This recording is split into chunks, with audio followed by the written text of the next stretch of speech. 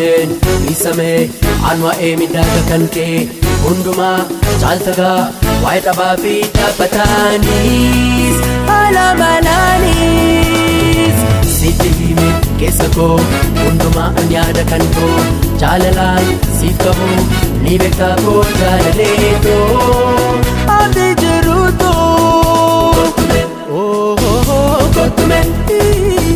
kottume, kottume,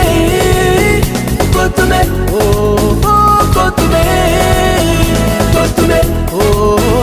kottume, kottume, kottume, kottume, kottume, kottume, kottume. Hadu karul kanan adi Orom titito hansin jalakali Jabareda uma shake biyatiya Nabarsisi kotu afana bakia Kotu jalaleto fagatinara Sita bundandayu ani jadura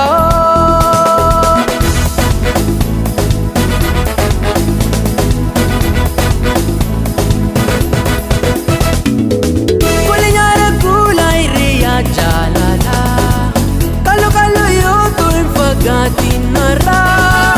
Ipapula kiti adugal kalesa Akagujal kani tukana na vimsa Kulinyara kulay riya jalala Kalo yoto infaga tinara Ipapula kiti adugal kalesa Akagujal kani tukana na vimsa himeen dhiisame aan waa'ee midhaaga kan kee hundumaa caaltagaa waa'ee dhabaa fi dhaabbataanis haala malaanis sitti himeen keessa koo hundumaa an yaada kan koo jaalalaan siif qabu ni beektaa koo jaalaleetoo